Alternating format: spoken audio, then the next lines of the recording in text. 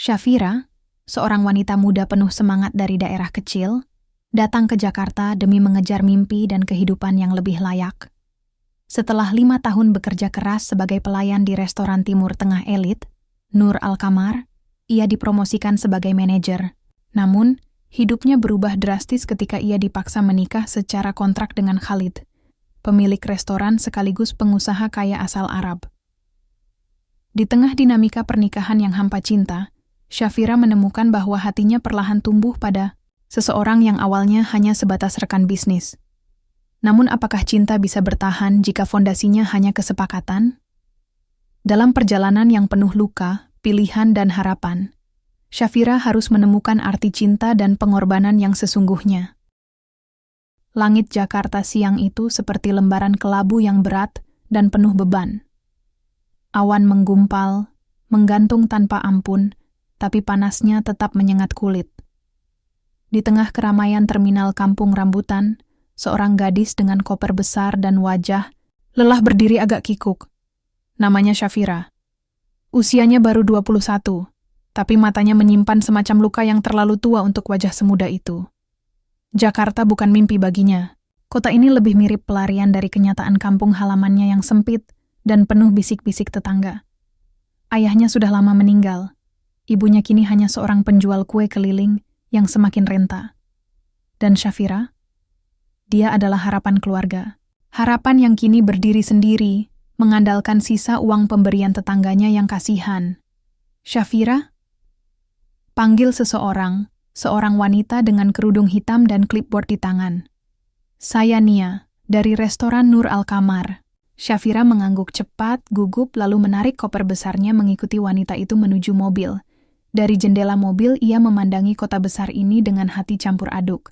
Semuanya serba cepat, serba asing, dan jujur saja, cukup menakutkan. Restoran Nur Al-Kamar terletak di kawasan elit Senopati. Bangunannya megah, penuh ukiran bergaya Timur Tengah, dan aroma rempah langsung menyambut hidung begitu pintu dibuka. Di dalam, semuanya tampak sibuk. Para pelayan hilir mudik membawa piring besar berisi daging kambing dan nasi mandi. Mulai besok, kamu kerja dari jam 11 siang sampai jam 10 malam. Libur seminggu sekali, tapi kalau ada acara besar, siap-siap ditarik lembur ya, kata Bunia sambil menuliskan sesuatu. Wajahnya ramah, tapi suaranya tegas. Syafira hanya mengangguk. Ia terlalu gugup untuk bertanya lebih banyak. Keesokan harinya, Syafira resmi menjadi pelayan di Nur Al-Kamar. Seragam hitam panjang dengan celemek emas menambah kesan elegan, tapi kaki pegal dan punggung nyeri adalah bagian dari paket kerja yang tak tertulis. Ia belajar cara menuang teh min tanpa menumpahkan, menghafal nama-nama hidangan dengan nama yang sulit diucap, kabsa, shawarma, Ali, dan belajar senyum meski hati sedang tak karuan. Hari-hari berlalu, dan Syafira mulai terbiasa. Ia menemukan teman. Rina, pelayan senior yang cerewet tapi baik hati, dan Ahmad, sang koki muda, yang suka menggodanya dengan sambal pedas tiap kali ia minta tambahan bumbu. Mereka jadi semacam keluarga baru di tengah kerasnya ibu kota. Namun, hidup di Jakarta bukan hanya soal kerja keras. Malam-malamnya di kamar kos sempit sering diisi tangis diam-diam. Rasa rindu pada ibu yang tak bisa ditelepon karena pulsa habis. Rasa lelah yang merayap ke tulang. Dan rasa takut bahwa mungkin semua perjuangannya takkan cukup. Tapi Syafira punya sesuatu yang lebih dari sekadar tekad. Ia punya hati yang tak mudah menyerah.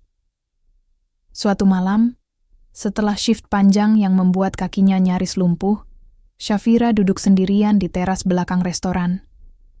Ia menatap langit Jakarta yang samar-samar terlihat di balik gedung tinggi, sambil memeluk lututnya. Aku harus kuat. Buat ibu, buat diriku sendiri, bisiknya. Tak ada yang menjawab, tentu. Tapi kadang, mengucapkannya saja sudah cukup memberi kekuatan. Dan dari sanalah semuanya dimulai. Dari satu gadis sederhana, dengan satu koper besar, dan harapan yang tak bisa diukur dengan angka di rekening bank. Jakarta belum memeluknya.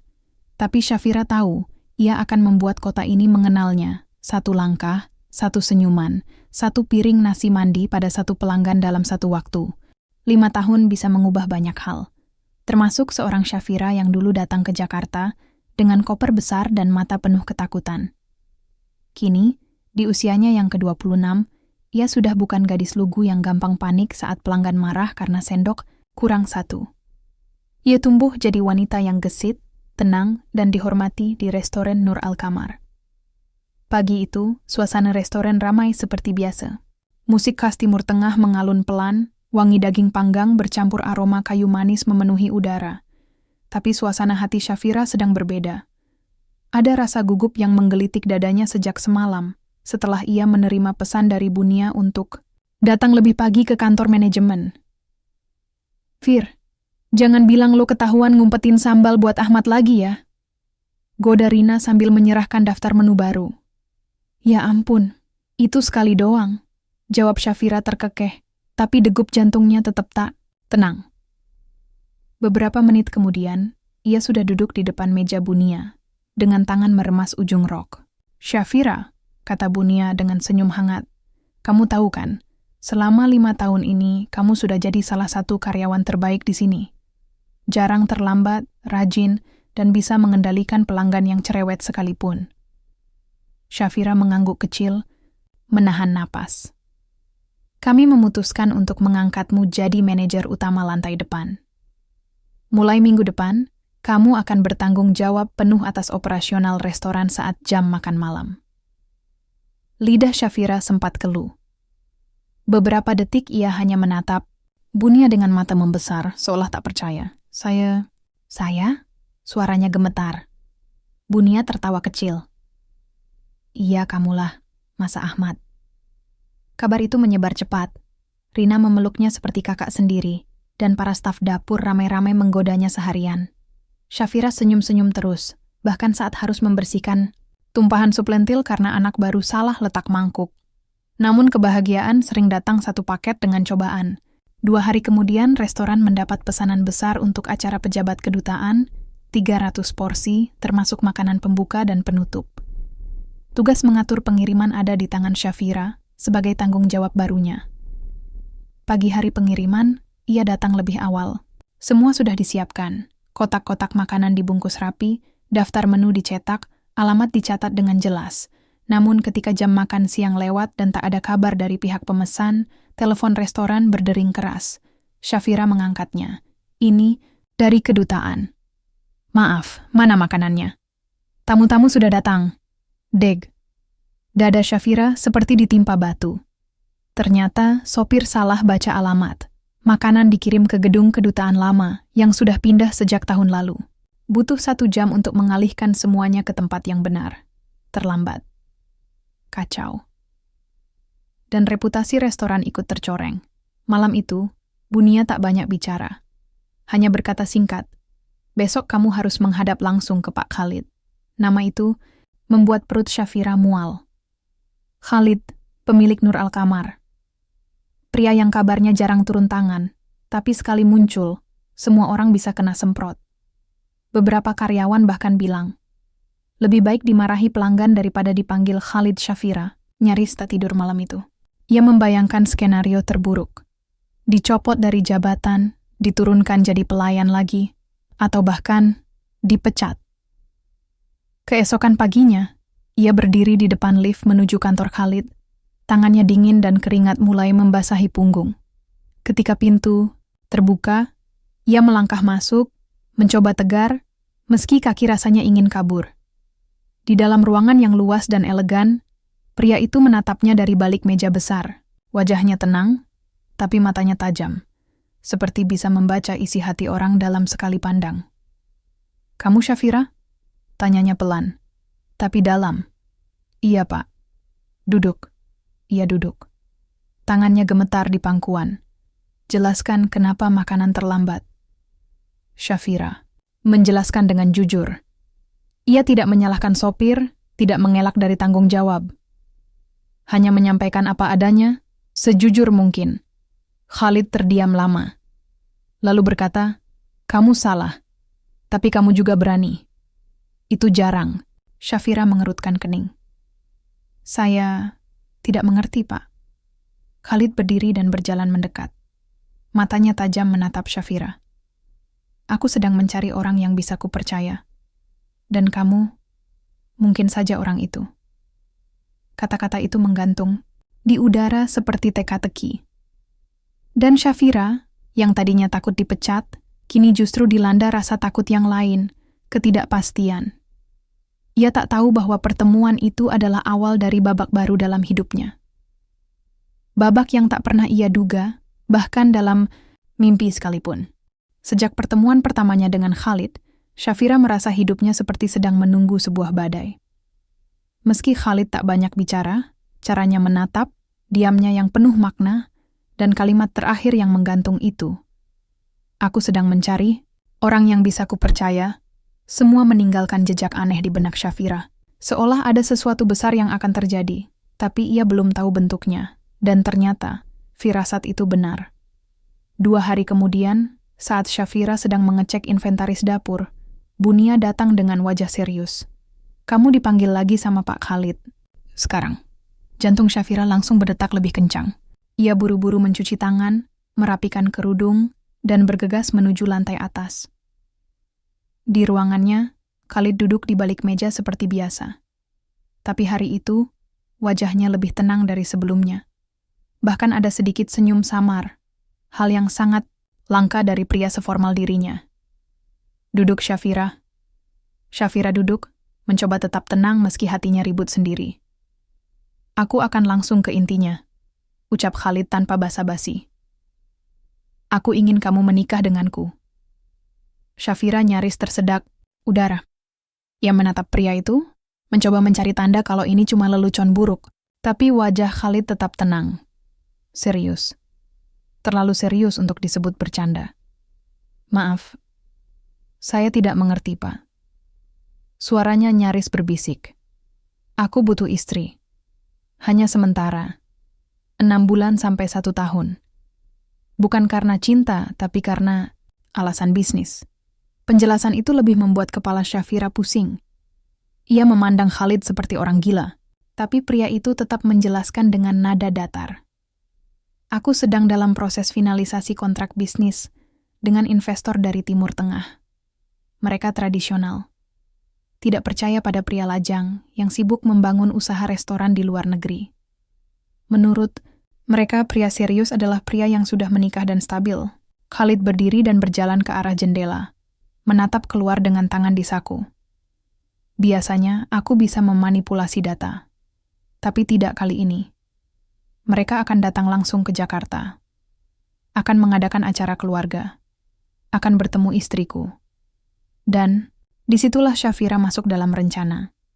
Aku butuh seseorang yang bisa kupercaya, tidak banyak menuntut, dan bisa memainkan peran dengan baik. Oh, kamu orangnya. Kamu sudah bekerja di sini 5 tahun. Kamu tahu aturanku. Kamu bisa diandalkan. Shafira menelan ludah. Tenggorokannya kering. Dan setelah kontrak bisnis itu selesai, kita bercerai. Aku akan pastikan kamu dapat kompensasi yang layak. Rumah, uang, bahkan jika kamu mau membuka bisnis sendiri, aku bisa bantu. Shafira terdiam.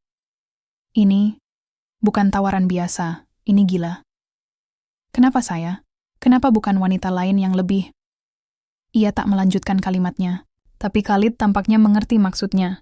Justru karena kamu bukan wanita lain, kamu bukan sosialita haus pamor, kamu pekerja keras, tidak neko-neko, dan kamu tidak akan berharap apapun selain apa yang dijanjikan di kontrak. Shafira menatap tangan di pangkuannya. Perasaannya kacau. Di satu sisi, ia tersinggung. Siapa Khalid hingga menganggap hidup orang bisa dibeli semudah itu? Tapi di sisi lain, ada suara kecil dalam hatinya yang bertanya, bagaimana kalau ini kesempatan? Uang itu bisa mengubah hidupnya. Ia bisa membawa ibu keluar dari rumah tua yang hampir roboh di kampung. Bisa membuka kafe kecil seperti mimpinya dulu. Tidak perlu lagi kerja 12 jam berdiri di balik meja kasir. Berikan saya waktu untuk berpikir, ucap Shafira akhirnya. Khalid mengangguk. 3 hari. Setelah itu kalau kamu setuju, kita langsung daftarkan ke KUA. Semuanya akan diurus oleh timku. Shafira berjalan keluar kantor dengan langkah gontai. Kepalanya penuh. Hatinya berontak, tapi pikirannya realistis. Malam itu, ia duduk di balkon kecil kos-kosan bersama Rina, menatap langit Jakarta yang seperti biasa, kelabu dan jauh. Kalau kamu jadi nikah kontrak sama bos lo yang jutawan itu, lo bakal kaya dong. Celetuk Rina, setengah bercanda, setengah kagum. Syafira tidak tertawa. Aku nggak tahu, Rin. Ini bukan sekadar uang. Ini hidup. Pernikahan. Bahkan kalau pura-pura pun, rasanya tetap berat. Rina diam sejenak, lalu berkata pelan. Kadang, pilihan dalam hidup itu nggak ada yang benar-benar enak. Tapi kamu harus tanya diri kamu sendiri. Kamu siap menanggung akibat dari keputusan manapun yang kamu ambil. Dan malam itu, untuk pertama kalinya sejak tiba di Jakarta 5 tahun lalu, Syafira tidak tidur sama sekali. Hari itu langit Jakarta mendung, seolah ikut merasakan berat yang Syafira bawa di dadanya. Hujan rintik-rintik turun sejak pagi, dan sejujurnya, ia berharap hujan berubah jadi badai agar ada alasan membatalkan semuanya. Tapi sayangnya, hidup tidak seperti drama Korea. Tak ada badai besar yang datang menyelamatkan. Tak ada tokoh utama pria yang tiba-tiba sadar cinta sejatinya adalah sang pelayan sederhana. Yang ada hanya Syafira, berdiri di depan cermin dengan gaun putih sederhana. Wajahnya tanpa riasan berlebihan, dan dada yang penuh dengan rasa asing. Kamu cantik banget, Fir, bisik Rina, yang hari itu jadi saksi pernikahan. Syafira menatap pantulan dirinya. Cantik? Mungkin. Tapi ia merasa kosong. Ini bukan hari yang ia impikan sejak kecil. Tak ada bunga-bunga, tak ada senyum penuh cinta dari pengantin pria, tak ada pelukan haru dari ibunya. Semua serba formal, cepat, dan dingin. Pernikahan dilangsungkan di sebuah aula kecil mewah di Hotel Bintang 5. Hanya segelintir orang yang hadir. Pengacara, Bunia, 2 saksi, dan seorang penghulu yang tampak bingung karena suasana terlalu sunyi untuk sebuah pernikahan. Khalid datang mengenakan jas hitam, tampak rapi, dan seperti biasa, ekspresinya tak menunjukkan apa-apa. Ia hanya mengangguk ketika melihat Syafira, seolah ini pertemuan bisnis biasa, bukan momen sakral. Saat penghulu membaca ijab kabul, Syafira nyaris tidak bernapas. Ia mendengar suara Khalid tegas mengucap, "Saya terima nikahnya." Tapi semuanya terdengar seperti gema dari kejauhan. Tangannya gemetar saat cincin sederhana disematkan ke jari manisnya. Selesai.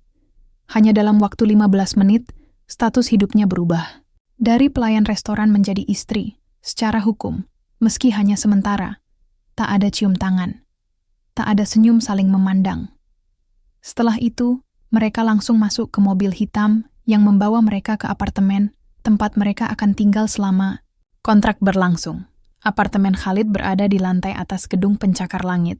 Luas, modern, dan terlalu sunyi. Begitu pintu dibuka, Syafira hanya berdiri di ambang pintu, tak tahu harus masuk sebagai siapa. Mulai malam ini rumahmu juga, kata Khalid tanpa menoleh, membuka dasinya dan berjalan masuk. Syafira mengikuti pelan. Kamar saya di sebelah kiri. Kita tidak perlu sekamar, jawabnya cepat. Ingat, ini hanya formalitas. Kamu bebas menjalani hidupmu di sini selama kamu mematuhi kontrak. Dan kontraknya akan kutunjukkan setelah makan malam. Sudah disiapkan di ruang kerja. Suara Khalid selalu tenang. Terlalu tenang, bahkan saat membicarakan hal sebesar ini. Seolah hatinya sudah lama tak dipakai untuk urusan pribadi. Syafira hanya mengangguk, meski dalam hati ia ingin menjerit. Malam pertama sebagai istri, Syafira makan sendirian di dapur mewah yang lebih dingin dari ruang tunggu rumah sakit. Khalid di ruang kerja, sibuk menelepon entah siapa. Tidak ada sapaan, tidak ada percakapan ringan. Hanya 2 orang asing yang kini tinggal di satu atap karena urusan bisnis. Dan saat malam makin larut, barulah Khalid menunjukkan kontraknya. Ini perjanjian tertulis. Durasi maksimal 1 tahun. Tidak boleh jatuh cinta. Tidak ada hubungan fisik. Aku akan memberikan uang tunjangan bulanan, dan kamu bisa tetap bekerja jika mau. Setelah kontrak selesai, semuanya berakhir. Kamu bebas. Shafira membaca setiap kalimatnya. Ada bagian yang membuatnya merasa seperti barang sewaan, tapi ia tahan. Ini pilihannya, bukan paksaan. Ia yang menerima. Kalau aku ingin pergi lebih cepat, tanyanya lirih. Kau bisa, asalkan tidak merusak citraku di depan publik. Dalam waktu dekat, akan ada acara dengan investor. Kita harus tampil sebagai pasangan suami istri yang bahagia. Shafira menandatangani kontrak itu dengan tangan yang dingin. Malam itu, ia tidur di kamar barunya. Luas, dingin, dan terlalu mewah untuk perempuan yang biasa tidur di kosan sempit berbau lembab. Ia memandangi langit-langit, lalu menutup mata perlahan. Tak ada air mata malam itu. Tapi bukan karena ia bahagia. Justru karena air mata itu sudah kering sejak keputusan dibuat. Hari-hari setelah pernikahan itu berjalan seperti mesin. Shafira bangun pagi, menyiapkan sarapan walau tahu Khalid jarang menyentuhnya, lalu berangkat kerja di restoran seperti biasa. Hanya sekarang, ia tak lagi bekerja sebagai pelayan atau manajer. Statusnya sudah berubah, istri pemilik restoran. Dan meskipun ia tak mengumumkannya, kabar itu menyebar lebih cepat dari sambal yang tumpah di dapur. Shafira, bos kamu tuh ganteng sih, tapi tega banget ya nikah diam-diam, bisik salah satu staf dapur sambil nyengir. Jangan-jangan kamu sekarang udah bisa ngasih diskon karyawan ke istri? Canda yang lain, Shafira hanya bisa senyum tipis. Senyum yang hambar, seperti teh tawar tanpa gula. Padahal, dalam hatinya ada perang yang tak kunjung reda. Ia tidur dan bangun dalam rumah yang terlalu mewah untuknya. Dengan pria yang terlalu asing, meski kini menyandang status suami. Tapi hidup terus berjalan. Shafira berusaha bersikap biasa. Di depan karyawan, ia tetap ramah dan profesional. Di rumah, ia menjaga jarak seperti yang disepakati dalam kontrak. Tapi tetap saja, kadang-kadang, hati tidak bisa dilogika. Seperti malam itu. Khalid pulang lebih awal dari biasanya.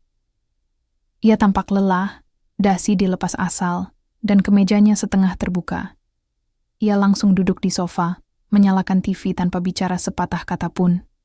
Shafira hanya memperhatikan dari dapur. Ada rasa ingin bertanya, ingin menyapanya, tapi ditahan. Ia menuang 2 gelas air putih, lalu membawanya ke ruang tengah. Minum bang. Ucapnya pelan, menyodorkan gelas. Khalid menoleh, tampak sedikit terkejut. Makasih. Dan anehnya, hanya satu kata itu saja. Makasih, bikin hati Shafira hangat. Aneh ya, betapa manusia bisa kekurangan kasih sampai satu ucapan sederhana. Terasa seperti pelukan. Capek ya? Tanyanya. Suara masih pelan. Khalid mengangguk. Ia menatap gelas, lalu berkata, hari ini klien dari Dubai itu datang. Mereka detail banget. Sampai jenis bunga meja makan pun harus sesuai adat mereka. Kalau boleh tahu, kenapa sih harus kamu yang urus semua? Kan kamu bisa tinggal di Arab sana, tinggal pantau dari jauh. Khalid diam, lama. Lalu ia menjawab, pelan, nyaris seperti gumaman, karena ini usahaku, warisan ayahku. Aku janji jaga dan kembangkan. Aku nggak mau sekadar jadi bos yang cuma duduk nyuruh orang. Shafira menatapnya. Untuk pertama kalinya ia melihat sisi lain dari Khalid. Bukan pengusaha kaya yang dingin, tapi seorang anak yang mencoba menepati janji pada ayahnya. Seorang lelaki yang ternyata juga punya beban. Ayah kamu pasti bangga sih, katanya tulus. Khalid mengangguk pelan. Aku harap begitu. Malam itu, untuk pertama kalinya, mereka ngobrol lebih dari 5 menit, tanpa membicarakan kontrak atau jadwal pertemuan investor. Dan untuk pertama kalinya juga, Shafira tertawa kecil saat Khalid menceritakan tentang saat ia mencoba masak nasi mandi dan malah gosong setengah panci. Hari-hari setelahnya jadi, aneh. Tapi aneh yang menyenangkan. Khalid mulai pulang lebih awal. Kadang mereka makan malam bersama. Kadang hanya duduk di balkon, masing-masing dengan kopi dan pikiran sendiri. Tapi ada kebersamaan yang tumbuh perlahan, walau tanpa kata. Suatu Pagi, Khalid meninggalkan kertas kecil di meja makan. Good luck meeting Bunia hari ini. Kamu pasti bisa. Dan Syafira membacanya 3 kali, lalu menyimpannya di dompet. Hatinya mulai bertanya, kenapa aku senang? Lalu disusul pertanyaan lain. Bukankah ini cuma kontrak? Kenapa rasanya mulai nyaman? Syafira mencoba mengusir pikiran itu. Tapi semakin dihindari, semakin suara itu mengendap dan menumbuhkan akar. Dan pada suatu malam, saat mereka sedang duduk menonton TV, acara masak yang tidak begitu menarik, tiba-tiba Khalid berkata, "Kalau kamu bisa memilih hidup, kamu tetap mau kerja di restoran?" Syafira menoleh, sedikit bingung. Maksudnya? Kalau kamu bebas. Nggak perlu mikir uang. Nggak ada beban. Kamu mau jadi apa? Syafira tertawa kecil. Aku pengen buka kedai kopi kecil. Di pinggir kota, yang santai. Ada rak buku, ada taman kecil. Nggak gede-gede amat, tapi nyaman. Khalid tersenyum. Senyum yang jarang ia tunjukkan. Kedengarannya tenang. Dan kamu? Balik Syafira bertanya. Kalau kamu bisa milih, kamu masih mau nikah kontrak sama aku? Hening. Beberapa detik yang terasa seperti berjam-jam. Lalu Khalid berkata, Lirih, aku belum tahu.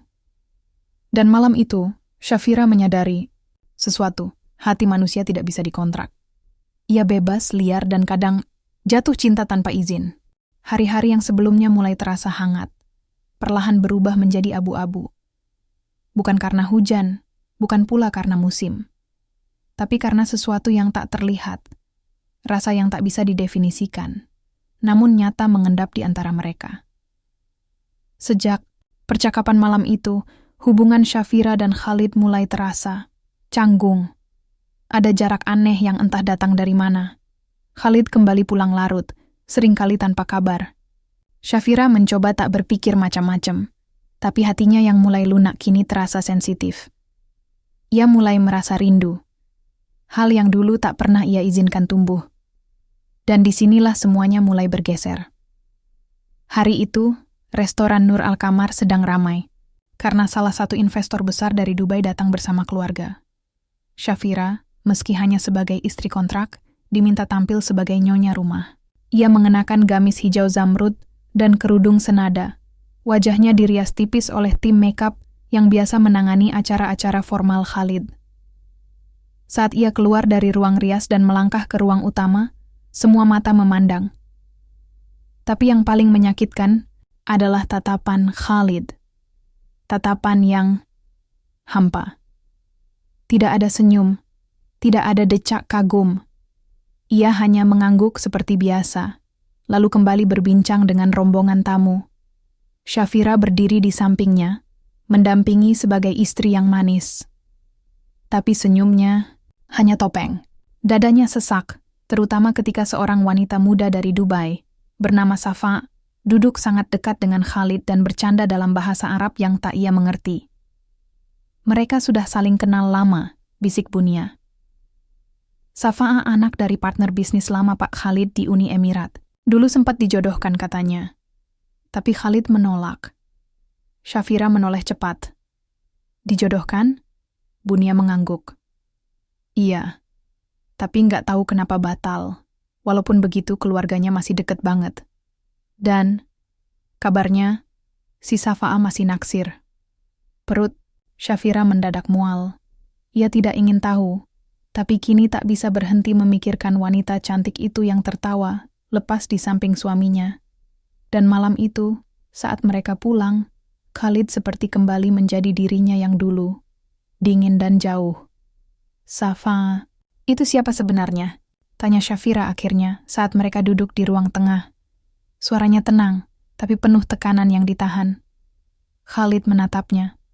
Lama, lalu menjawab pelan. Teman lama, anaknya partner ayah, tidak penting. Kenapa kamu tidak cerita sebelumnya? Karena kamu istri kontrak. Tidak ada kewajiban bagiku untuk bercerita tentang masa lalu. Ucapannya tajam, tapi tidak marah. Justru terlalu logis, dan itu lebih menyakitkan. Syafira menggigit bibir bawahnya. Ia ingin marah, ingin membanting sesuatu, tapi ia tahu itu akan sia-sia.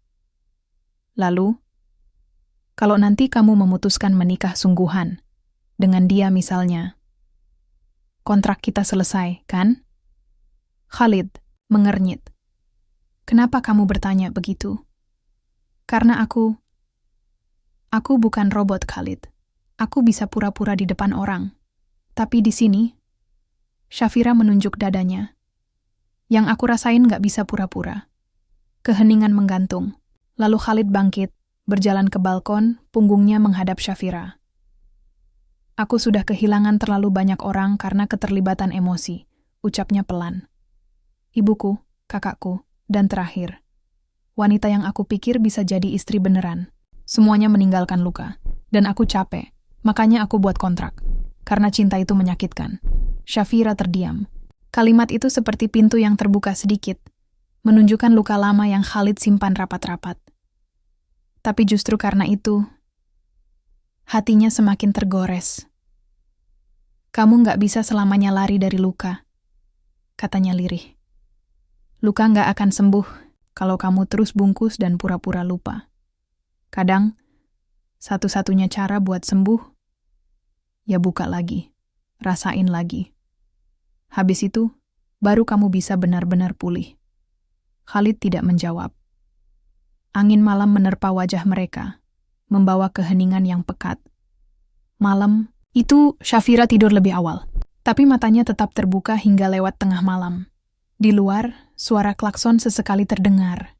Di dalam, suara hatinya yang semakin bising. Dan untuk pertama kalinya, ia bertanya, apa aku hanya istri kontrak? Atau aku mulai mencintai pria itu sungguhan?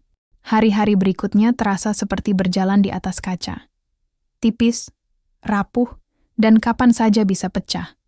Syafira menjalani hidup dengan dua wajah. Di depan orang-orang, ia tetap tampil sebagai istri yang hangat, menenangkan para investor, ikut dalam rapat-rapat penting restoran.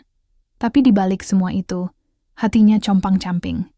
Sejak malam terakhir mereka bicara serius, Khalid menjadi lebih diam. Bukannya marah, tapi seperti sedang mundur, menjauh dengan perlahan dan sengaja. Dan yang paling menyakitkan, ia tidak tahu kenapa. 1 minggu kemudian, Syafira mendapat undangan dari Safa'a, makan siang bersama, di salah satu restoran rooftop milik jaringan hotel milik ayahnya di Jakarta. Undangan itu datang lewat pesan singkat yang sopan tapi terasa menusuk. Saya ingin mengenal Anda lebih dekat, sebagai wanita yang kini ada di sisi Khalid. Tentu, ini penting demi keharmonisan hubungan bisnis keluarga kami. Sampai jumpa, Syafira.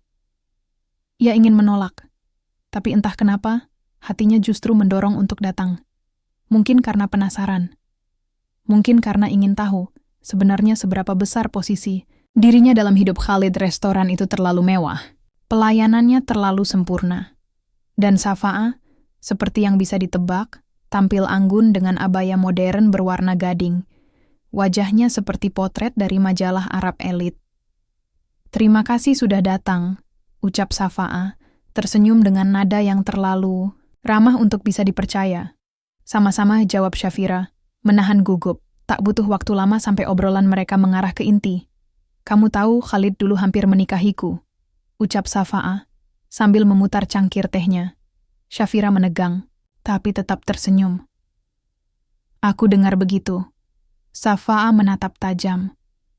Tapi dia menolak, karena dia masih belum bisa melepaskan luka lamanya. Kamu tahu kan, betapa rusaknya dia waktu itu? Dia pernah cerita sedikit. Jawab Syafira hati-hati. Dan, kamu pikir dia bisa mencintaimu? Setelah semua trauma itu? Pertanyaan itu menusuk. Syafira tak langsung menjawab. Ia menarik napas, lalu menatap Safa'a penuh percaya diri. Aku nggak tahu, tapi aku juga nggak peduli. Aku nggak ada di sini buat rebut dia dari siapapun. Aku ada karena dia sendiri yang minta. Dan aku nggak pernah berpura-pura. Safa'a tersenyum tipis. Jawaban yang bijak, tapi terlalu naif. Jangan berharap terlalu banyak dari cinta yang dibangun dari kontrak. Setelah pertemuan itu, Syafira pulang dengan hati yang penuh tanya. Di kepalanya terngiang semua ucapan Safa, tapi yang paling menyesakan adalah kenyataan bahwa ia tidak bisa menyangkalnya. Hubungan mereka memang dibangun dari kontrak. Lalu, apa haknya untuk berharap lebih? Malam itu, saat Khalid pulang, Syafira menunggu di ruang makan. Bukan untuk menyajikan makanan, tapi untuk menyajikan kejujuran. Aku ketemu Safa'ah hari ini, ucapnya tanpa basa-basi. Khalid berhenti melepas jasnya. Kenapa nggak bilang dulu? Karena aku tahu kamu pasti akan nyuruhku nggak usah pergi. Henning. Lalu Khalid duduk, menatapnya lurus.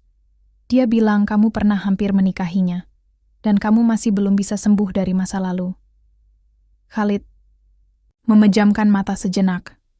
Aku nggak suka orang lain membicarakanku. Dan aku nggak suka jadi orang yang selalu dikasih tahu setengah-setengah. Kata-kata itu menggantung di udara. Lalu, untuk pertama kalinya, Khalid membuka semua.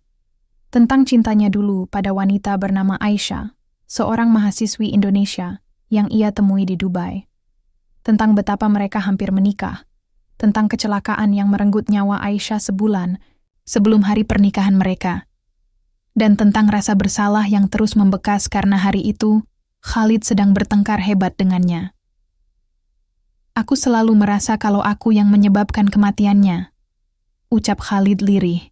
Itulah kenapa aku buat kontrak, biar nggak ada yang terluka lagi. Syafira mendengarkan, menahan air mata yang hampir jatuh. Luka kamu bukan alasan buat terus menghukum dirimu sendiri, Khalid, atau menghukum orang lain yang mungkin tulus mencintaimu. Termasuk kamu? Tanya Khalid, suara nyaris berbisik. Syafira terdiam, tapi matanya sudah menjawab lebih dulu. Lalu, dengan suara yang hampir patah, ia berkata, aku nggak tahu kapan persisnya, tapi ya, aku jatuh cinta sama kamu. Dan untuk pertama kalinya, Khalid tidak tahu harus berkata apa. Malam itu mereka tidak saling bicara lagi. Tapi ketika Syafira masuk ke kamarnya dan menutup pintu, air mata yang ia tahan akhirnya jatuh. Karena jatuh cinta paling menyakitkan adalah ketika kamu tahu. Itu mungkin tidak akan pernah dibalas. Waktu berjalan lambat setelah malam itu. Setiap menit terasa seperti menunggu bom meledak, tegang, tak pasti, dan menyakitkan. Khalid semakin diam. Bukan karena marah. Justru karena ia sedang berperang dengan dirinya sendiri. Sejak Syafira mengatakan bahwa ia mencintainya, dunianya berubah. Bukan karena dia tidak pernah menyadari rasa itu ada, tapi karena selama ini ia menolak untuk menghadapinya. Dan Syafira? Ia mulai lelah menunggu. Lelah menebak-nebak apakah cintanya akan dibalas atau hanya jadi beban bagi pria yang tidak pernah siap membuka hati lagi. Hari itu, Syafira datang ke restoran lebih pagi dari biasanya. Ia ingin mengalihkan pikirannya dengan pekerjaan, tapi justru mendapati sesuatu yang membuat dadanya kembali sesak. Di meja ruang VIP ada 2 cangkir kopi yang masih hangat, dan di sampingnya, scarf milik Safa'ah. Nona Safa'ah datang pagi-pagi. Sekali, ucap salah satu pelayan. Katanya cuma sebentar, tapi tadi sempat tertawa-tawa sama Pak Khalid di sini. Syafira mengangguk pelan, lalu melangkah masuk ke dapur. Tapi bukan untuk bekerja. Ia membuka loker pribadinya dan mengeluarkan amplop putih besar. Kontrak pernikahan yang selama ini ia simpan. Tangannya bergetar. Tapi ia tahu ini harus dilakukan. Malam harinya Khalid pulang dan langsung mendapati Syafira duduk di ruang tengah, mengenakan pakaian sederhana dan tanpa riasan. Di meja, ada kontrak yang sudah dibuka. Tanda tangan Syafira jelas di sana, dengan satu tambahan. Keterangan kecil bertulis tangan. Saya memutuskan untuk mundur sebelum perasaan ini menghancurkan saya lebih dalam. Khalid mematung. Apa maksudnya ini? Syafira menatapnya, mata sudah berkaca-kaca. Tapi ia tetap tenang. Aku capek, Khalid. Aku udah jujur. Tapi kamu terus diam, terus menjauh. Aku nggak minta kamu cinta balik. Aku cuma pengen tahu, apakah aku layak diperjuangkan atau tidak. Tapi kamu bahkan nggak pernah memberi aku kejelasan. Syafira. Dulu kamu bikin kontrak buat lindungi hatimu, tapi sekarang aku harus melindungi hatiku juga. Khalid mengepal tangannya. Ia ingin bicara, ingin menjelaskan, tapi semuanya seperti lumpuh. Hanya satu kalimat yang keluar. Kamu serius mau pergi? Syafira tersenyum pahit. Aku nggak tahu harus tinggal di rumah ini buat apa lagi. Ia berdiri, mengambil koper kecil yang sudah siap di sudut ruangan. Tak ada drama, tak ada tangis histeris. Hanya keheningan yang menusuk. Saat ia sampai di ambang pintu, Khalid masih berdiri di tempat yang sama, membisu. Dan Syafira tahu kali ini ia benar-benar sendiri. Hari-hari berlalu. 3 hari. 5 hari. Seminggu. Khalid mengira ia akan lega setelah Syafira pergi. Tapi yang ada justru kekosongan. Rumah itu sunyi. Terlalu sunyi. Bahkan denting sendok di atas cangkir pun terdengar. Seperti gema. Ia baru sadar. Semua yang tadinya ia pikir cuma peran dari Syafira sebagai istri kontrak. Ternyata adalah rumah yang diciptakan oleh keberadaannya. Ia merindukan suara langkahnya, senyum paginya, kehangatan yang pelan-pelan membekukan, dingin di hatinya. Dan saat ia menemukan pot kecil berisi tanaman mint yang biasa dirawat Syafira di balkon, dengan secarik kertas bertuliskan, "Jangan lupa disiram. Katanya kamu suka aroma segar, kan?" Khalid akhirnya jatuh. Duduk, diam. Dan untuk pertama kalinya dalam waktu yang lama, ia menangis. Di kosan sederhana yang disewa dengan sisa uang tabungannya, Syafira menjalani hari-hari baru. Ia mulai melamar pekerjaan lagi. Bukan sebagai manajer restoran besar, tapi sebagai pelayan. Dari awal. Lagi, ia tidak menyesal. Cinta tidak seharusnya membuat seseorang kehilangan jati dirinya. Dan ia telah memilih. Lebih baik sakit karena kejujuran, daripada terus hidup dalam kepalsuan. Tapi meski begitu, hatinya tetap menanti. Menanti keajaiban yang entah akan datang atau tidak. Dan saat hujan pertama bulan itu turun, mengetuk jendela kecil di kamar kosnya, Syafira menatap langit malam dan berbisik pelan, "Kalau kamu memang ditakdirkan untukku, kamu pasti datang lagi." Beberapa luka memang butuh waktu, tapi ada luka yang justru baru terasa sakitnya saat sumbernya sudah pergi.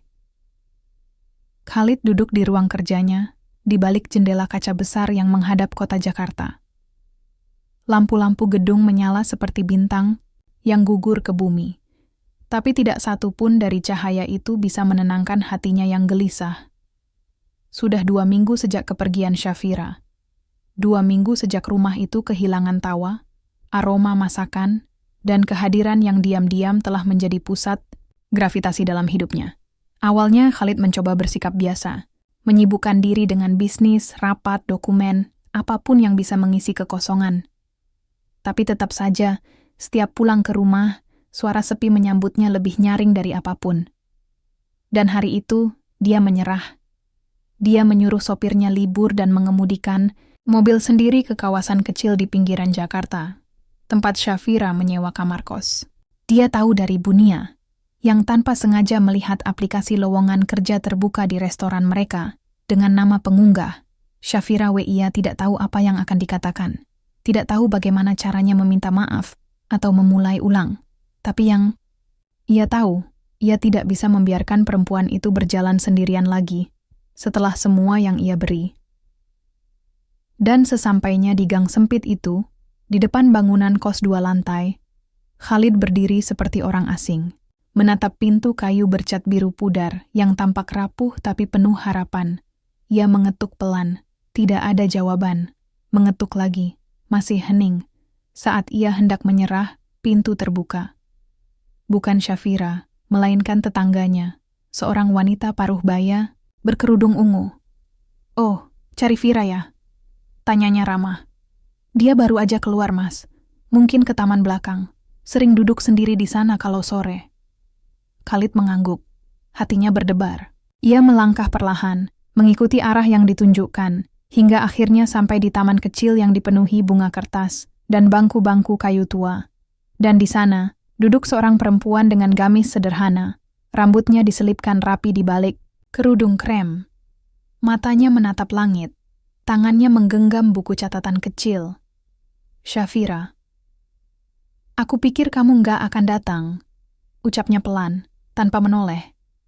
Khalid berdiri di belakangnya, seperti tak yakin harus duduk atau berdiri. "Aku pun pikir begitu," jawabnya jujur. "Tapi ternyata, aku nggak bisa nggak datang." Shafira menutup bukunya dan akhirnya menoleh. Matanya lelah, tapi tenang. "Kamu datang karena kesepian, atau karena cinta?" Pertanyaan itu tajam. Dan Khalid tahu, dia tidak bisa lagi memberi jawaban setengah-setengah. Selama ini, aku pikir kontrak bisa menyelamatkanku dari rasa sakit. Tapi ternyata, aku salah. Yang benar-benar menyakitkan justru kehilangan kamu. Ia mendekat, duduk di samping Shafira. Suaranya lirih, tapi tulus. "Dulu aku kehilangan orang yang aku cintai, dan aku pikir aku akan hancur. Tapi ternyata, aku masih hidup, masih bisa merasakan. Dan sekarang, aku sadar, aku nggak boleh terus lari. Karena ternyata, yang aku takutkan bukan luka, tapi kebahagiaan yang mungkin akan aku sia-siakan lagi." Shafira menghela napas panjang. Matanya memandang lurus ke depan. "Kamu tahu kenapa aku pergi?" Khalid mengangguk pelan. "Karena aku diam." "Bukan cuma itu," katanya. "Karena aku ingin tahu apakah cinta layak diperjuangkan meski sendirian. Dan ternyata, aku layak. Aku kuat. Aku bisa hidup tanpamu." Kalimat itu menyakitkan. Tapi Shafira melanjutkan. "Tapi itu bukan berarti aku nggak berharap kamu datang." Hening. Angin sore berembus perlahan. Khalid menunduk. Lalu ia mengeluarkan sebuah dokumen dari dalam map kecil yang ia bawa. "Ini," katanya sambil menyerahkan kertas itu. "Aku udah robek salinan kontrak di rumah. Tapi aku cetak satu salinan lagi. Bukan untuk kita tanda tangani, tapi untuk kita bakar bersama." Shafira memandangnya. Matanya mulai berkaca-kaca. "Kalau kamu bersedia, aku mau menikah sama kamu. Beneran. Tanpa kontrak, tanpa kebohongan, tanpa luka yang disembunyikan. Aku nggak janji kita akan bahagia terus, tapi aku janji aku akan tinggal dan hadapi semuanya sama-sama." Dan kali ini, Shafira tidak berkata apa-apa. Ia hanya tersenyum. Senyum yang perlahan pecah menjadi air mata. Sore itu, di taman kecil, tanpa saksi, mereka membakar kontrak pernikahan mereka yang lama. Abu kertas itu terbang bersama angin, membawa pergi semua luka dan keraguan. Yang tertinggal, hanyalah dua orang yang akhirnya memilih untuk pulang. Tanpa paksaan, tanpa perjanjian, hanya cinta. Setelah semua yang terjadi, Shafira menyadari satu hal. Cinta yang sebenarnya tidak datang dalam bentuk bunga, janji manis, atau pesta mewah. Cinta hadir dalam bentuk kehadiran, dalam bentuk keberanian untuk tinggal, bahkan ketika keadaan tidak sempurna. Dan Khalid, pria itu akhirnya belajar bahwa cinta bukan sesuatu yang bisa diatur lewat kontrak. Ia bukan kesepakatan bisnis yang harus menguntungkan dua pihak, tapi sebuah keberanian untuk memberi, tanpa hitung-hitungan. Pernikahan kedua mereka digelar dengan sederhana. Di halaman belakang restoran Nur Al-Kamar, di bawah pohon zaitun yang dulu ditanam Khalid sebagai simbol harapan. Tidak ada undangan VIP, hanya keluarga kecil dan sahabat-sahabat yang tahu bahwa hari itu bukan sekadar pesta, tapi babak baru yang lahir dari luka dan keteguhan hati. Shafira mengenakan kebaya putih, sederhana. Khalid berdiri di sisinya, kali ini tanpa ragu. Dengan mahar sebuah buku catatan, berisi mimpi-mimpi yang ingin kita wujudkan bersama. Ucapnya saat ijab kabul, tamu-tamu menahan haru. Dan saat akad selesai, Khalid memeluk istrinya yang kini benar-benar menjadi miliknya. Bukan karena perjanjian, tapi karena pilihan. Hari-hari mereka setelah itu bukan selalu mudah. Ada saat-saat Khalid masih bersikap terlalu kaku. Ada masa ketika Shafira merasa tidak cukup mampu. Tapi perbedaannya kini adalah mereka saling bicara, saling mendengarkan, dan, yang terpenting, saling memilih setiap hari. Restoran Nur Al-Kamar kini tidak hanya dikenal karena rasa makanannya yang autentik, tapi juga karena suasananya yang hangat. Pelanggan sering melihat manajer perempuan tersenyum lebar sambil menyapa tamu, dan pemilik restoran yang kini lebih sering turun langsung ke dapur. Dan di antara hiruk-pikuk itu, ada secarik kertas yang selalu terpajang di papan pengumuman staf. Dalam hidup, kamu bisa memilih untuk lari dari rasa sakit, atau berjalan bersamanya sampai kamu menemukan rumah. Aku memilih yang kedua. Shafira menuliskannya sendiri, karena ia tahu rumah tidak harus berupa tempat. Kadang, rumah adalah seseorang, dan kini ia sudah menemukannya. 1 tahun kemudian, tepat di hari ulang tahun pernikahan mereka, Khalid membawa Shafira ke balkon rumah kecil mereka di Depok. Di sana, ia memperlihatkan pot kecil berisi tanaman mint yang dulu pernah hampir layu. Tahu nggak kenapa aku simpan ini? Tanyanya sambil mengelus daunnya. Shafira tersenyum. Karena kamu nggak pernah suka kehilangan. Khalid menggeleng. Karena ini pengingat bahwa bahkan yang nyaris mati pun bisa hidup lagi, asal dirawat dengan sabar. Shafira menggenggam tangannya. Hujan gerimis mulai turun pelan. Tapi mereka tetap di sana, berdua, di bawah langit yang pernah menyaksikan luka mereka, dan kini menyaksikan cinta mereka yang tumbuh, tak sempurna, tapi nyata. Dan itu lebih dari cukup. Tamat.